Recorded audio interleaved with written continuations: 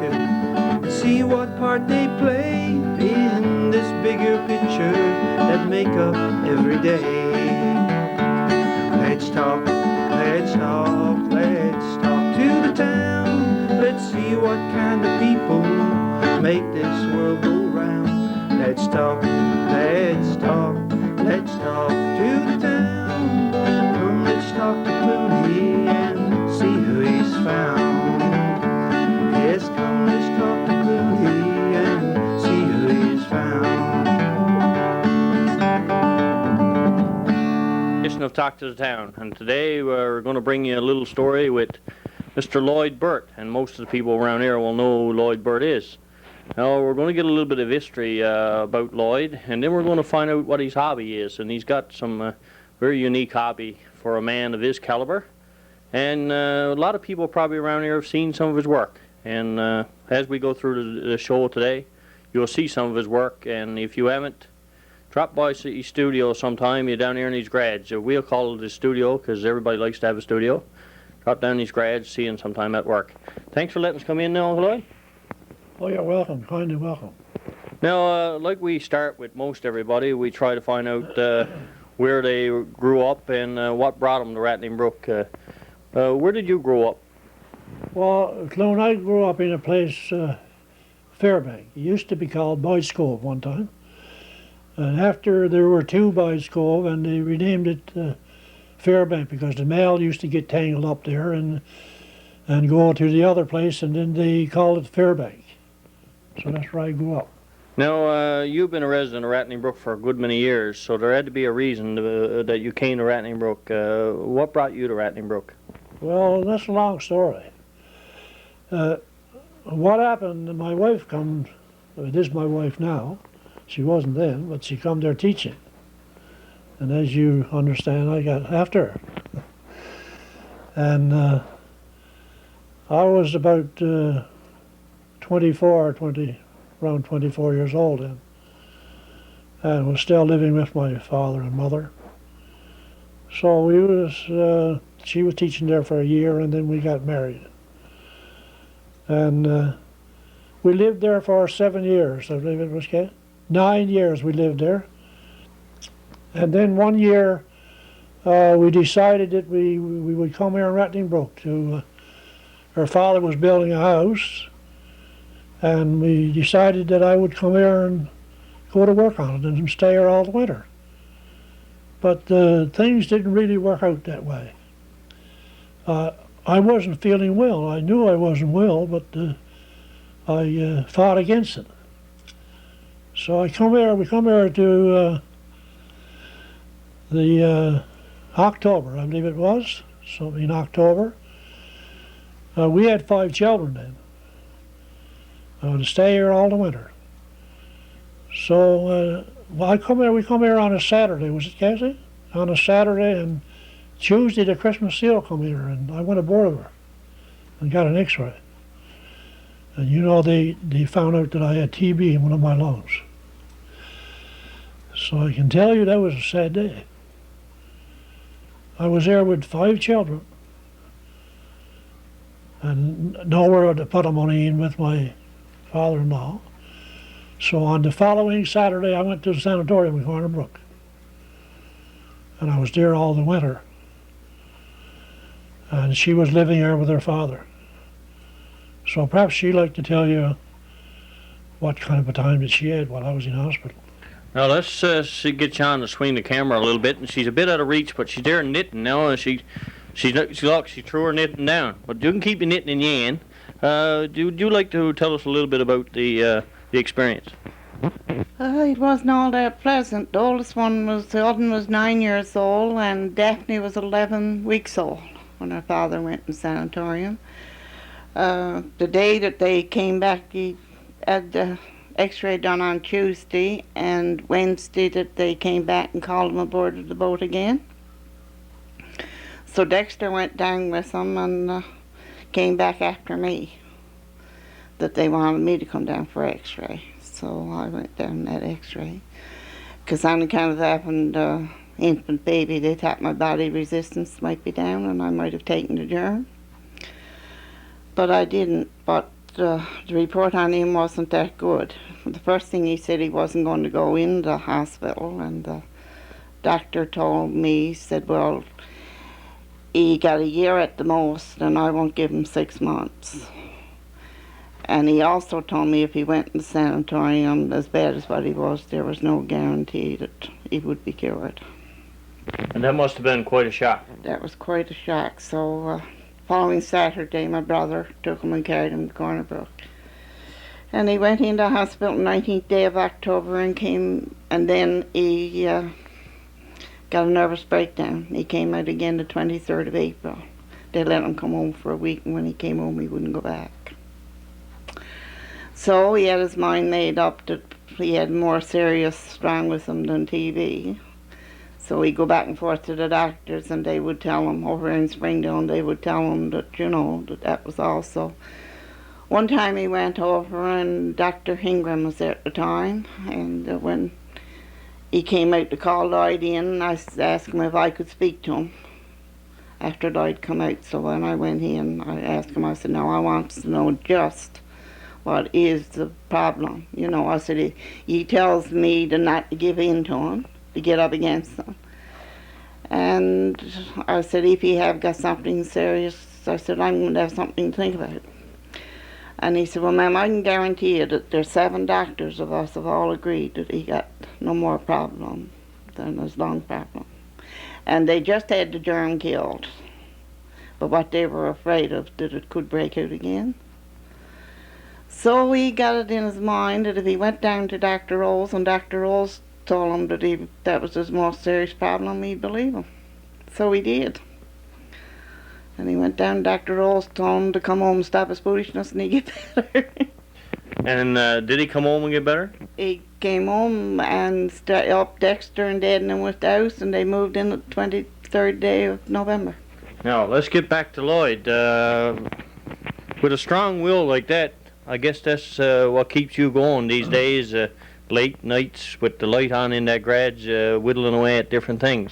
Well, now, when Cassey finished there, what the doctor told me, I went to Dr. Evans over in Springdale, and I said, now I'd been working before that, I'd been around. I worked up with Frank Burt on his house. Right. And I went to the doctor and I said, I think I'm able to go to work. And he said, do you think you are? And I said, yes, I think I'm able to go to work, although I found a lot of my trouble, right? So he says, I'll send you to Corner Brook. So he sent me to Corner Brook. I had to go on the train then. I says, no, I'm not going on the train. So Howard Thomas took me and carried me over to Corner Brook. There wasn't many cars around then. So I went to Corner Brook, and they examined me all over, and he says, I'll send you a report to Springdale. That wasn't very nice, you know. I didn't think that was very nice. So I was afraid to look at my report. So I went over to Dr. Evans again, and he says, I got your reports. He says, you can go to work. Light work. So I went to work from then on. I've been working ever since. Now, light work, but then you started up doing a lot of construction work, and that's not very light. Well, then I started doing, I worked with Frank Burt. I built Frank Burt's house inside, and a lot of work for Arthur and Junior and them, and I used to do a lot of work for them. And then in 61, I worked at the church, the United Church on Kings Point. I'd done it all inside myself. And I walked from there twice a day back and forth for 3 months for 65 cents an hour. So from that on, I went to work.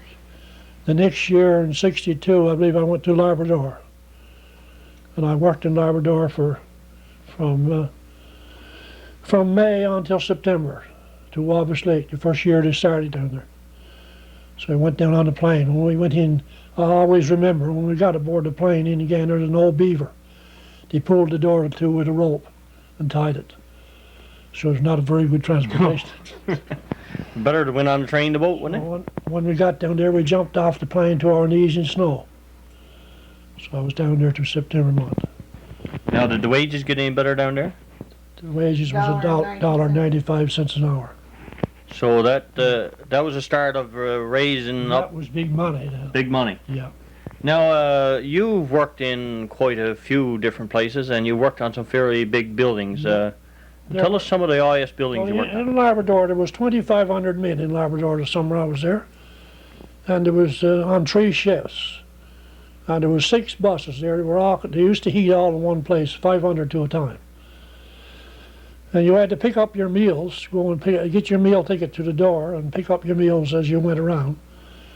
And I know one thing happened particular. One morning I was going to my breakfast, and you used to come up around and go up around in a square and pick up your food. And I was halfway up, and there was a big Frenchman come down there, and he went straight for me and took me on and got in front of me. So he was one ahead of me. So there's not much I could say because he had too many on his side. Now, you did quite a bit of construction, like I said, and you spent quite a few years in the Ontario building, Well, some of the high-rise buildings. after I come from Labrador that year, I went to work with Euless, and I worked with Euless for 3 years. And after that, I went with Howard Coles with 2 years and so on. And then I went to work on my own. And I worked for a good many years on my own at mostly concrete work and whatever we could get. And building houses anywhere from Triton to Stephenville down to Port-au-Port, right on down Bayvert, let's see, whatever.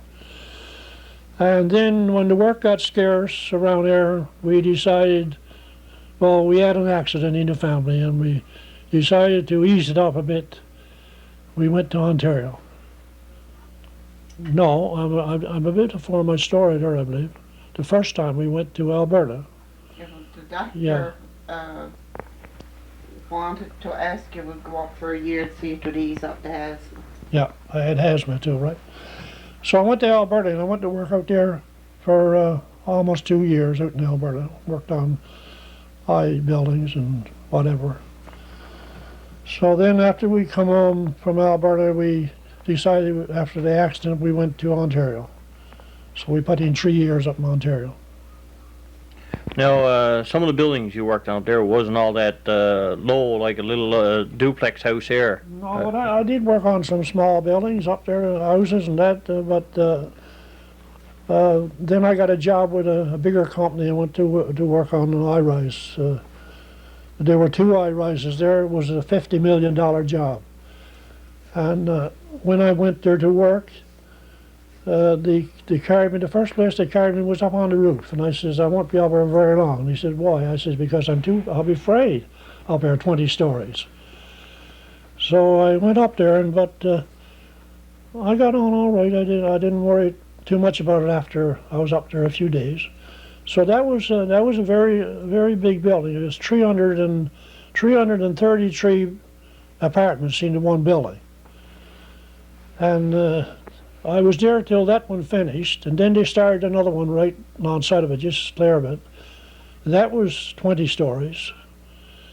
And I was there till the last bit of paint was put on in that one. He was 333 stories, apartments. So one building as big as some of the towns around there. Yeah. Now, when did you retire? Well, after that job was finished there, I was coming up for retirement, 65. So I asked him. I told him that I would be 65, and would I have to stop work? And he says, no, you can work on. That's up to yourself. So he said, we're doing in the same company. We're not doing another job in Oakville now, an old people's home in Oakville. If you want to, you can go there. But I was 65 now. I said, okay, I go to work. So I went to work. I worked 7 months after I was 65. So that was, we got laid off on that place. And then after I come home, I had a good boss, right? A very nice boss. And one day he phoned me. He says, you want to go to work again? And I said, yeah, I don't mind going to work. And he says, I got a job for you. I said, where to? Down by the CN Tower. Well, I says, I don't even know how to get down there. So Elton was on. He took me down there the first day. I said, yeah, I'm going to go down there and work. So I went down. Elton took me down there and showed me where to park to and that. And I worked down there for, how long did I work down there, Cassey? About, 2 months. about 2 months, Waiting yeah. for me to finish work. I was waiting for she, because she worked into the restaurant, waiting for that, was going to close there. And I worked down there for 2 months.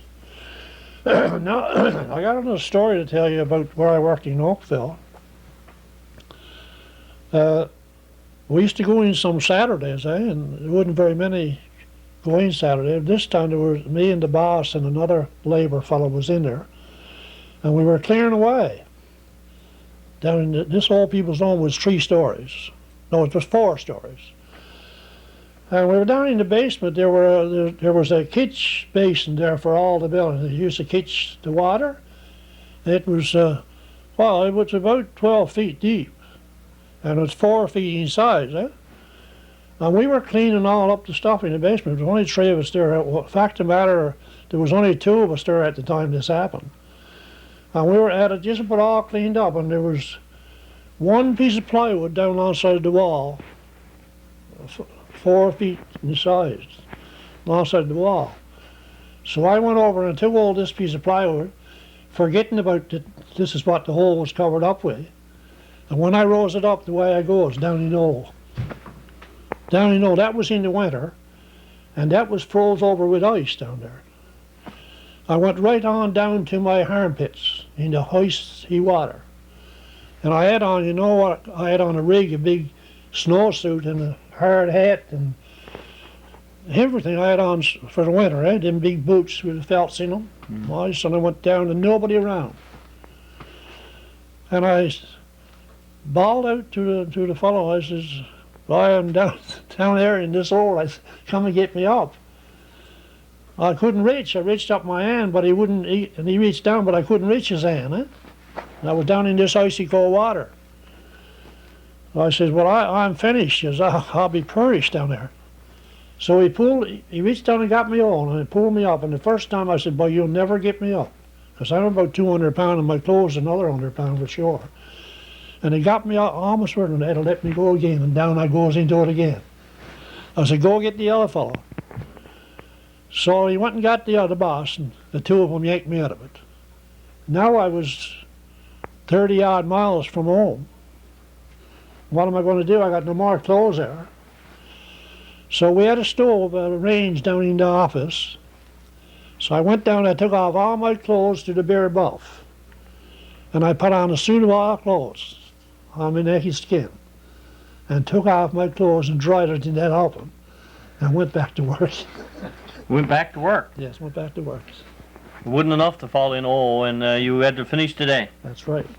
Now, when you moved back here, you started setting up a little shop to do some retirement projects. Tell us about some of the things you started to do. Well, after I finished work, I didn't want to finish work, to retire and sit down. I had a lot of tools that I have gathered up over the years, and I love tools and I love wood. And I decided that I would start to make something, you know, like I had a lathe there, start to lathe out things that I really didn't know what to do, because I never done it before, and I had to get it out of my own head what to do. And some of the things there, if you want to put the camera on what I'm after doing, and afterwards we can go and look at the tools that I got there.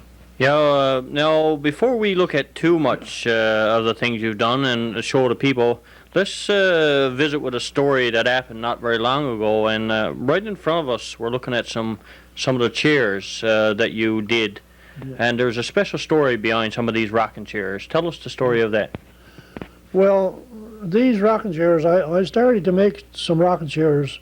One woman wanted to buy one, so I sold her one. And then I said I would make some more rocking chairs. So last year, sometime last fall, we heard of 4 little babies getting born. I believe they were born in Nova Scotia, were they? Yes, Cassey? in Halifax. Halifax, and I said to Cassey, I said, I would like to do something for them little babies. I wonder what could I do. And so it come to my mind one day, I says, I think I will make 4 rocking chairs for them. So I started in, and I made, I said I won't make one and finish it off because I might get tired. So I started to make the 4 at the one time. I got all the stuff together and made enough stuff for 4 rocking chairs and lathed it. I think it's something like 150 pieces of stuff to lave out in the lathe. And I made the 4 rocking chairs, and about 2 weeks ago, me and Ron went over and we presented them with the chairs and got a video of the little babies. Now we're going to get to see some of that video, and we'll put it in with this interview so the other people can see it. Oh, isn't that ever nice? Well, I need a clue on it. Oh, my dear. My camera. Beautiful. The rocking chairs. Oh, God. Oh, my God. Is that ever nice? Thank you so much. Beautiful. Forward the rocking chairs. Sheila. Oh, what do you mean it won't fit them now? I got you to take the seat don't fall out. Do you want to see that? There's 4.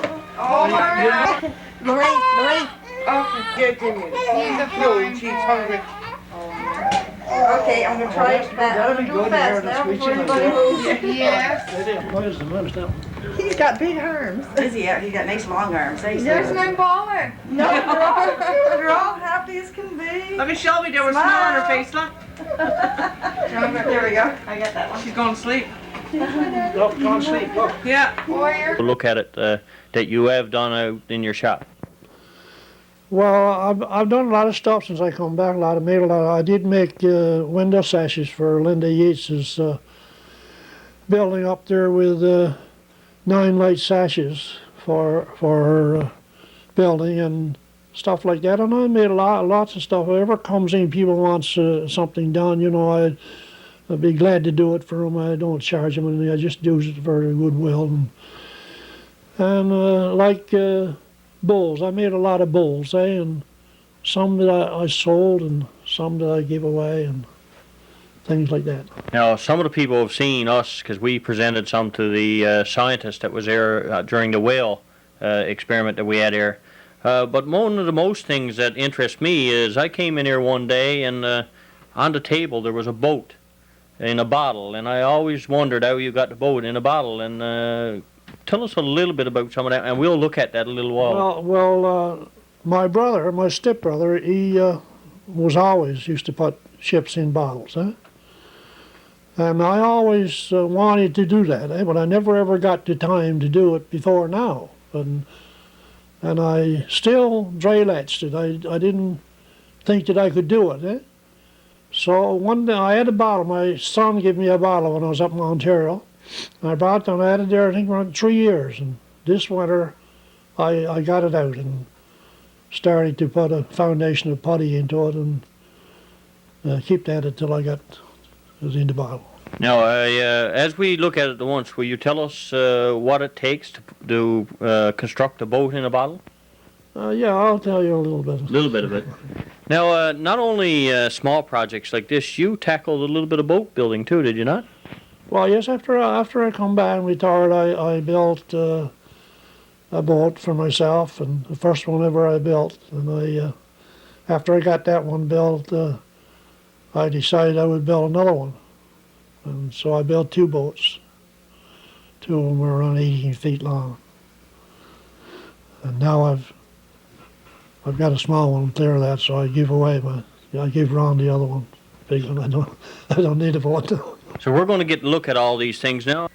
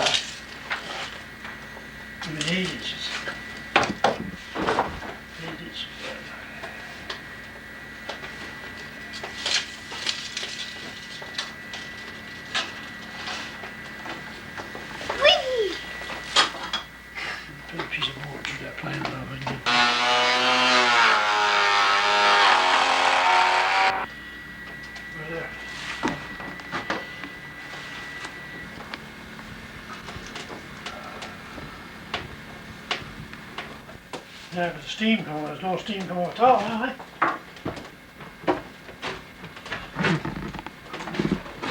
Never make the grade of that. Your table there, and you made the table and most everything on it, so we'll get to look at the works of it. This one is a made one too. This cabinet? This unit is the one I made this winter. So there's never no spare time. This one here is the one I made for Cassey for Christmas, and I give her the doll and the chair for Christmas. And then she wanted two more, one for each teddy bear. So I made two more.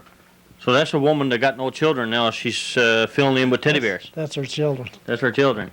Now let's go out and have a look at some of the things out on the table. Heater. I'll show you out in the garage how I does it. Puts it together with glue. There's a set of 6 that I made for the car up in the cabinet. In the cabin. Yeah. So now these things takes quite a bit of time to make. Well, yeah, it takes quite a bit. I say it take from the time you start a glass to make to glue the wood together and finish it. You're talking about 2 hours work to make one. One glass. Plus, when he's finishing, putting the finish varnish onto it. So they're nice little glasses. Yeah. These glasses, this is a set of 18 pieces I've got made. It's made for a wedding present for my niece's son out in Northport. So you make quite a bit of this stuff just to give away? Yeah, that's for giveaway. Now they range in different sizes. Yeah, there's 3 sizes there. It's all guesswork. There's no no patterns to it. No, it's all guess. It's made by guess. There's no mold to put it in. It's all guesswork. Now this wood, do you go around collecting this wood, or No, is it something you just get? Not really. I mean, fellows around gives me wood, eh? Right. I got some wonderful good friends around gives me wood. They got Bryce and Dix and Howard and whatever, and Ern Rousel and all them fellows gets me wood. And wonderful friends they are for that. Now let's have a look. Do's work for them, right? Let's have a look at this boat in a bottle. This is pine. All this is pine, right? These are made of it. Yeah. Now let's look at the boat in the bottle. Now the boat in the bottle is putting the foundation of putty in there. We're getting it. I made up tools like things on a stick, a little gaff and whatever, and I got a little. Just a second, and I'll get you a little one to show you. Like this is the tool that I use to set up the stuff in the bottle, like the houses and the whatever you see. You see the road is made along there. Right. And up there I've got a church, and the biggest job is getting the tower onto it. Because you can't put up no scaffold to get the tower up, right? Then I've got a wharf. If you can if you can see in through, you see a wharf on the other side of the boat. Let's come in closer there, Sean. No, is that? We're looking at the wharf now. Must take a lot to put this this stuff together. I figure on that I was 50 hours putting the stuff in the bottle. That's as handy as I could go to it. There's another boat over there on a slip, if you can see her all up.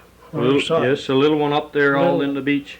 This is a hard bottle. I looked through it. I don't know what you would call it. Now, each one of those little houses that's there, were they put together before they were put in the bottle? They're all put together before they went in. Yes. Yeah. They're all stuck to the putty, right? These rocks, you see all the rocks along. Over there we've got another wharf over there in the store. But then comes the ship, the boat, which is not a real neat job because you can't do a neat job by putting it in there. So your ship is all rigged out before she goes in. And you make the ship and everything is down over the head of her, down over that way, Right. And there's a string, 2 strings. There comes out through your bottle. It handles her out here, uses this one in through and hauls it upright. And the spars, the holes are put there for to pull the spars in. When you hauls on the line, the spars will come upright. So you stick the lines down in the putty. And there she is. That's the first one ever I put in. So have you got any thoughts now of attempting another one like Well, this? Then I said I could do it smaller. There's a smaller one. I don't know if you can see it, but there is a high rise in there.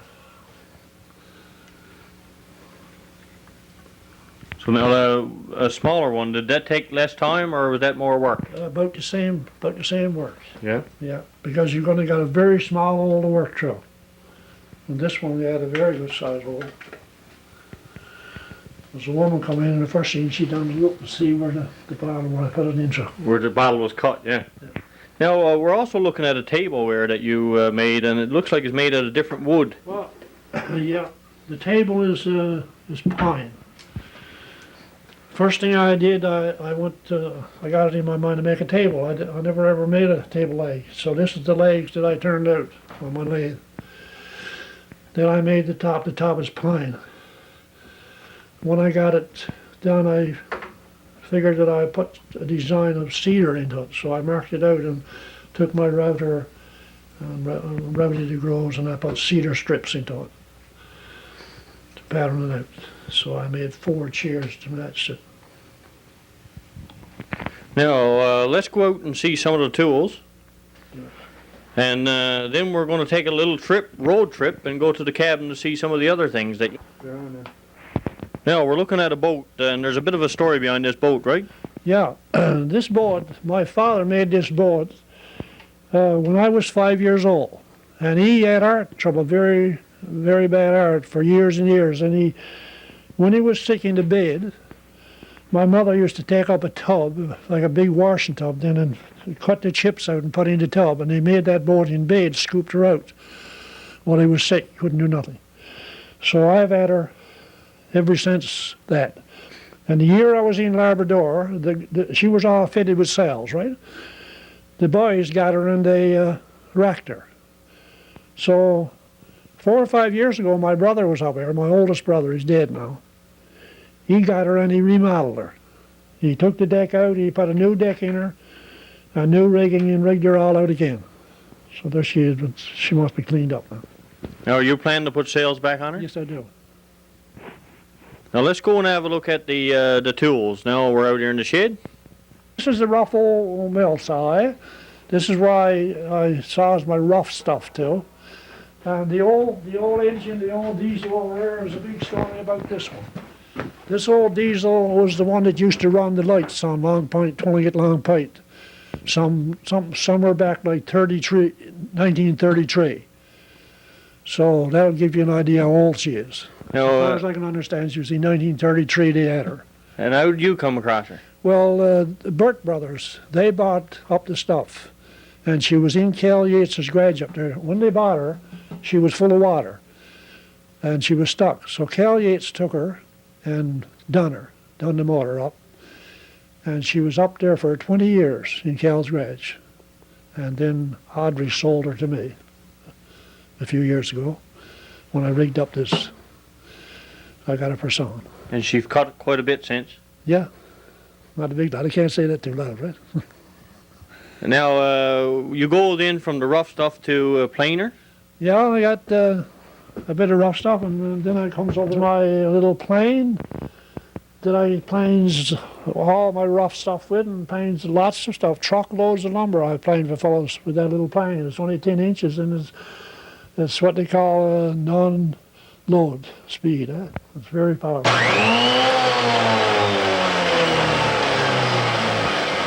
So this is my scrap pile that I planed all this stuff with the little plane there. That's what I use this for my scrap when I want to make some stuff. And so when you want a piece now, you got to go through that and look for it. Got to go through that pile and look for different kinds of wood. There's anywhere from cedar to black spruce. Now, do you do much work now with the hand planer and the hand saws and stuff? No, I don't hardly use it at all. And there's my bench saw there. I got different saws that to put on that, or cutters, whatever. And there's hardly any use for a hand saw or a plane. So most of the electric tools now speeds it up a little. Yeah. Then I've got over there. Okay, shut her now. Follow me. I know. I make moldings on this. I make any kind of whatever I want to make. It's got different cutters that I put on this. I got different cutters, molding cutters, different widths and different shapes, whatever I want to put on that radial arm saw. So then you move over to the bandsaw. The bandsaw is one of the best tools that I've got. You can saw anything, like any shape or anything that you want to do. You can almost do it with a bandsaw. Now, you got pieces of round wood there, it looks like apps and birch. I guess most of it starts like that, does it? Yeah, this is what the fellows cuts and gives me, and these two pieces there, I really don't know. I believe it's sycamore. That's two pieces come from Stephenville. I brought over the other day from Stephenville, because I'm an awful scrounger for wood, right? Yeah. Now, how long do you keep this to dry before you start using it? Well, I've got it, he wants nothing less than a year for birch, and it's not really good then. Then I come over to my lathe. This is where when I start to make a bowl or a glass, I take my rule and I mark it out and get the center of my piece of stuff, and then I take my little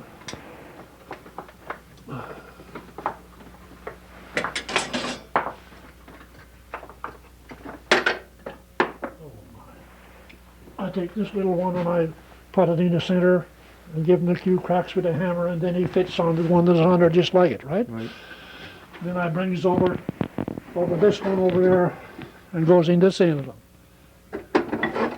Then he fits a bowl. I'm making a bowl.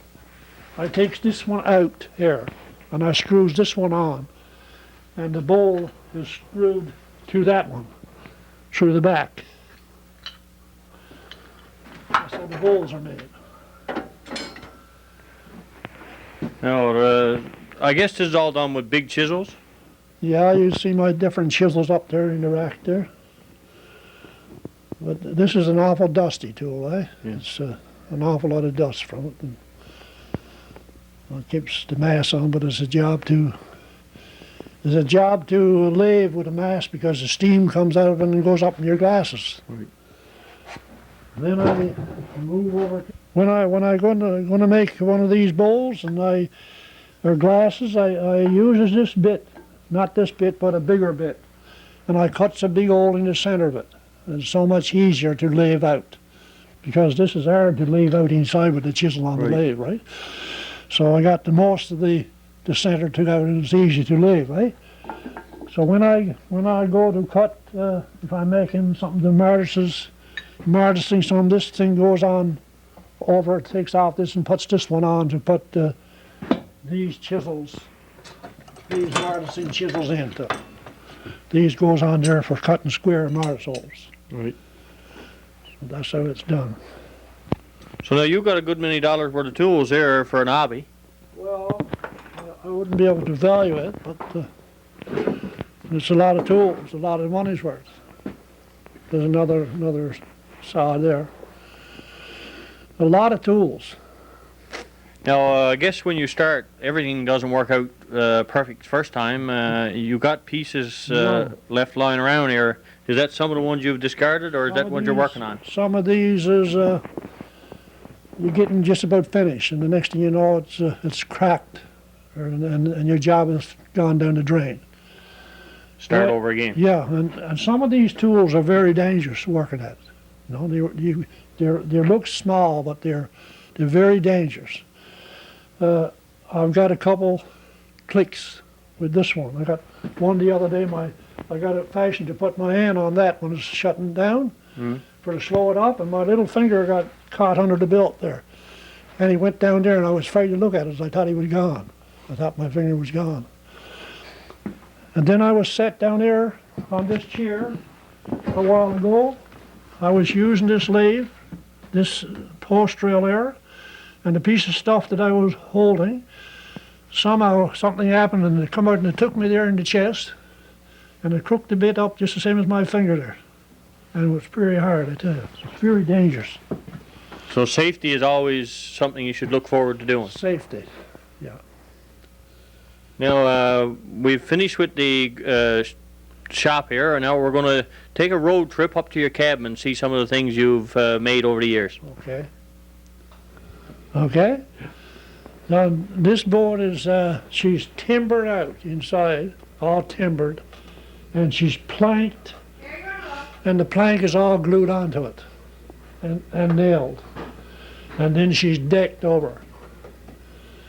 All this here around here is metal. It's all done with a soldering iron. Right? All soldered together, all this wire. But this one here is wood. Wood is not so good to work with, small as metal is. You can do a better job with the soldering iron than you can fitting this with wood. But this is metal up here too. I was a long time. I was about 3 years building this boat off and on. Right? I don't mean to say I was 3 years work, but there's 3 years from the time I started till I had her finished, because I used to do so much and put her back and get tired of it, and then I go at it again. I never had no model or nothing. I just took it out of my head. I always promised Ron, from the time he was a small boy up to now, that I would make him a boat. So when I got her made, I gave her to him. Now, we heard earlier your father made you a boat when you were a young boy, but I guess Ron had to wait a little longer to get his boat. Yes, he did. Ron was a man before he got her. Yeah. Yeah. Now, you went to work and wired her up for electricity and everything? Yes, I did, yeah. Wired it all up, and it was a long time doing it. There's numberless the hours I spent on that, you know. I mean, making these little blocks there, you couldn't believe how long it take to make one of these little blocks, you know. Some of them are metal and some of them are wood. To make these little tiny ones on there, is small ones there, is a lot of work into it. And inside, she's got 2 bunks up in her up there, and she got 2 chairs. I don't know if you'll see it with the camera, but she got 2 chairs in there, and she got a wheel and a dash with the gauges and everything on the dash. And the Newfoundland map is back on the back of her there, if you could see it. Newfoundland map. Even a couple of bunks in there, isn't it? There's 2 bunks there with mattresses and all into them. There's up on the top there. These are all brass, all copper, made of copper pipe, and holes put through it. Now, Sean's having a look at the inside the cabin there and saw the map. That map was drawn, I guess, by somebody. No, it's a map. It's a real map. Took out of a picture. Took out of a book. Now, Ron went to work and named his boat. Yeah, that's Put a name on her. Ron done that. Ian or Sean down in this house, there's seats. There's 5 or 6 seats, and you can't see it. It was done before the top went on. There's another ladder and a stairwell goes down in the bottom of the boat, because that was all done before the houses was put on her. So this stuff takes quite a bit of time to do. Well, you can't imagine, you know, how much time is into it. You sit down all day. I've been down in the basement, sat down all day, and I could hardly see what I done to it. But then again, it come to an end, and I finished it. It's only just an ordinary cabinet made, Sean. And this is this bowl there, this piece of wood down there. I'd say it's Douglas fir. It's one of the pews come out of the old church in Rattling Brook. It's this piece of wood here. The top piece is a piece of pine, and then the bottom is birch. Then these little egg stands, we'll call them, or whatever, these are made out of dead birch. You know birch was lying on the ground, and you see the grain into it, dead birch? That's what this is made out of. It's a beautiful grain. Makes it look real. It's a beautiful grain. Makes it look real nice, though. Yeah. Then the others up there are maple. Maple. Some of them are maple. You can see. That's our own maple. And the mugs are haps, made out of haps. Who did the painting on the mouse? Well, Nancy Dodd done the flower, but the rest, this is my work, but Nancy done the flower for me. The design. Design, yeah. That's Nancy Lonergan. Nancy Lonergan, yeah. Yeah, she does a nice job. Now you've made many more of these things than what we are just seeing. I made lots of these, lots. I don't know many. I dare say I made probably 50 bowls of all sizes, right? Then, Sean, as you'd swing her that way, you'll see a job up on the shelf there I did. And, I didn't make the horse, but That's my beer case. I did, take it down. Hang on a sec now, John, I take it. Turned out on the lathe. The wheels actually goes around on the axles, but they're glued onto that board now, so she won't slip. And the barrels are all made out of solid wood, and they're birch. And the little seat up on top, if you notice, is made out of two kinds of wood. It's a Douglas fir and it's a cedar. And I was a long time I couldn't find a man to get to go it. Go with horse. I couldn't find an operator for a teamster for the horse. So one day I looking over the kids' toys, what they had years ago, and I got the right man I needed, the one that crooks up his knees and everything. I'm in there now after being on the road for a few minutes, and not only do you get into bowls and egg cups and horse things like that, but you also make doors. Yes, that's doors are made out of pine. It's just the local pine, and there's one for the entrance and one for the bedroom door. It's all made, and all the trim that you see is on the cabin is all made. I made all the trim, all the windows, made the windows, sashes, and everything. Now this trim was made with the machine you were telling us about earlier. That's right, it's all made with a machine down in the workshop, yeah, the trim. Now, we've moved now from your house to your cabin, and we'd like to say thanks for taking the afternoon and spending it with us to let the people out here in Kings Point, Rattling Brook visit with us. We're also sitting, we left your house that you did a table, and there's a nice table there. You make this one too? Yes, I did, yes, that's made for the cabin. The first one I made, I didn't like it. It was too, well, I really didn't like the one I made for the cabin, so Dex wanted, I give Dex one. Then somebody else wanted one. So word gets around. Yeah. So I made this one in 2 chairs. Now, hopefully after people view what we've put together from here today, you don't get too many calls and be kept too busy. Well, I hope not. I don't want to go too much, work too much. It don't get that much easier for me now. Well, before too many calls comes in, I want to put in my order for a couple of candy dishes. I need a couple of candy dishes for gifts, so I'll put mine in. And if anybody else out there is interested, if you got anything lying around, maybe they can give you a call for it. That's right. Now, thanks for letting us come in and spend the afternoon with you. I'm always here to help somebody.